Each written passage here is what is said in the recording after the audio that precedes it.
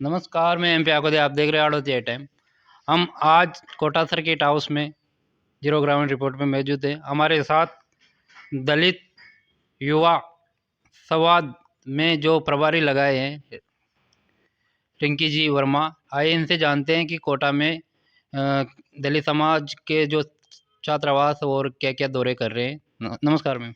नमस्ते मेरे भाइयों। सबसे पहले तो मैं बताना चाहती हूँ कि मैं रिंकी वर्मा भाजपा युवा नेत्री और राजस्थान से हम एक अभियान चल रहा है अभी केंद्र सरकार के माननीय मोदी जी के और हमारे गृह मंत्री आदरणीय अमित शाह जी और हमारे राष्ट्रीय अध्यक्ष अनुसूचित मोर्चे के जो लाल सिंह आर्य जी के तत्वदान में कि पूरे इंडिया के अंदर, राजस्थान में नहीं पूरे इंडिया में या पूरे भारत में जहाँ भी सामाजिक ये छात्रावास हैं, शेड्यूल कास्ट के जो छात्रावास में उसमें जो बच्चे पढ़ते हैं, क्योंकि युवा राष्ट्र निर्माण में अपनी अहम भूमिका निभाते हैं। युवाओं की क्या समस्या हैं, जो कहते हैं ना कि बच्चे की समस्या जब तक पता नहीं चलेगी तो वो बच्चा अपना मानसिक विकास भी अच्छे से नहीं कर पाता। कई चीज़ें ऐसी होती हैं वो दिमाग में रखते हैं और उन चीज़ों को बाहर नहीं निकाल पाते।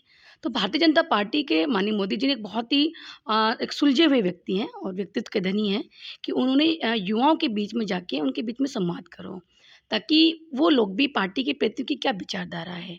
केंद्र सरकार की कितनी सारी योजना है, क्योंकि 5 साल यहाँ कांग्रेस का राज रहा और 5 साल में हमारे जो दलित समाज के जो बच्चे हैं, शेड्यूल कास्ट के जो बच्चे हैं, उनको केंद्र सरकार की योजनाओं का लाभ नहीं मिल पाया। उसके पीछे कारण ये रहा कि यहाँ की जो कांग्रेस सरकार थी, उन्होंने कभी चाहा ही नहीं कि केंद्र सरकार की योजनाओं का लाभ शेड्यूल कास्ट के या अनुसूचित जाति के बच्चों को मिल पाए। तो इसी समीक्षा को देखते हुए केंद्र सरकार से अभियान जारी हुआ है, जिसमें युवा संवाद छात्रावास संपर्क कार्यक्रम रखा। जितने भी दलित समाज की, चाहे वो सरकारी हॉस्टल्स हों, चाहे वो गैर सरकारी हॉस्टल्स हों, उन सब में जाके नहीं उनके बीच में संवाद करना। अभी मैं बता देना चाहती हूँ कि राजस्थान के अंदर और पूरे भारत में 10,000 छात्रावासों का हमने अभी लक्ष्य रखा है और राजस्थान में भी प्रत्येक जो ब्लॉक लेवल तक के जो हॉस्टल हैं, जो समाज कल्याण द्वारा संचालित हैं और समाज द्वारा जो संचालित है, उन सब में हमारे प्रत्येक एक टोली बनाई है। राजस्थान लेवल पे भी टोली बनी है। उन्होंने प्रत्येक संभाग में अपनी-अपनी टोली के सदस्यों को भेजा और मुझे कोटा संभाग की ज़िम्मेदारी मिली है और आज मैं कोटा संभाग के दौरे पे थी, प्रवास पे थी, तो मैंने बूंदी से शुरू किया।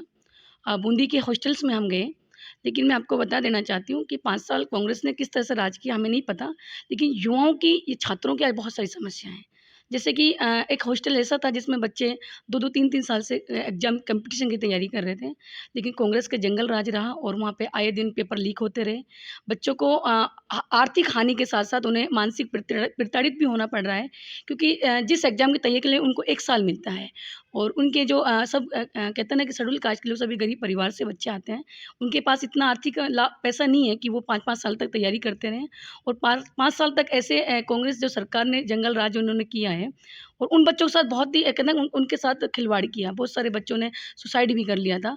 तो इस तरह के पेपर लीक करा के उन बच्चों के साथ खिलवाड़ किया है। तो आप अभी जो अभियान चल रहा है आपका, तो इसमें नया क्या करना चाह रहे हो? नया देखो, अभी हमारे यहाँ के सीएम साहब ने ये अभियान शुरू कर दिया कि जितने भी एग्ज़ाम होंगे उसमें बायोमेट्रिक हो और दूसरी तरह से कि बिल्कुल पारदर्शिता बढ़ती जाए, ताकि स्टूडेंट को लाभ मिले। तो अभी आपकी सरकार में भी अभी पेपर में आया है डमी, जो अभ्यर्थी की जगह कोई पेपर देने पहुंच जाता है डमी कैंडिडेट। इस पे क्या आप क्या कहना चाहते हैं? देखो इसे ये तो इन्होंने परिपाटी पहले से बना रखी है, लेकिन अभी पूरी तरह से भाजपा सरकार लगाम लगा लगा चुकी है और भी काफ़ी अच्छे प्रयास कर रहे हैं। पूरे पुलिस प्रशासन से लेके एसओजी से लेके पूरे टीम के साथ लेके नहीं भाजपा सरकार काम कर रही है और मैं आपको बता दूँ कि केंद्र सरकार की जितनी भी योजनाएँ हैं, जो कांग्रेस सरकार ने लागू नहीं होने दी, अभी राजस्थान सरकार मिलके और केंद्र सरकार की योजनाओं को एक आम छात्रा स्टूडेंट तक पहुँचाने का काम भारतीय जनता पार्टी करेगी।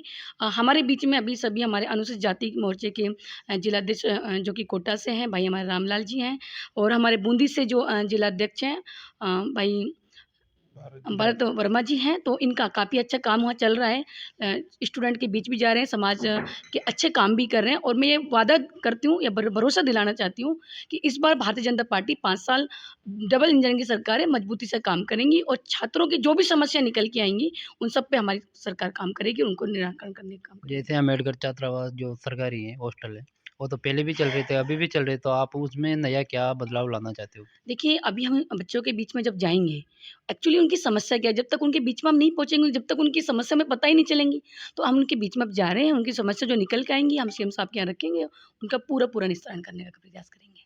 और जो प्राइवेट सेक्टर के जैसे छात्रावास है, हॉस्टल है, जैसे समाज के, जैसे बेरोड़ा समाज, दलित कार समाज, मतलब कोई सी भी समाज, सब समाज में सर्वे करोगे आप?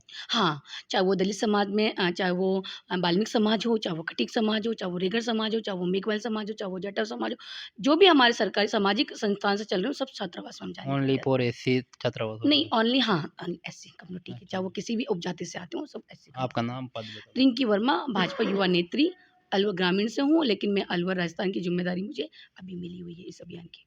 हमारे साथ अभी भाजपा के जो नेता हैं, रिंकी जी वर्मा, उन्होंने बताया छात्रावास का निरीक्षण कर रहे हैं और जानते हैं कि मतलब आने वाले पिछले टाइम में कैसा रहा ये छात्रावास में जो कार्यकाल रहा, किस प्रकार रहा, अब आने वाले टाइम पे क्या अपडेट होगा, वो आप लोगों के बीच जब अपडेट होगा ये चैनल के माध्यम से बताया जाएगा। धन्यवाद, नमस्कार।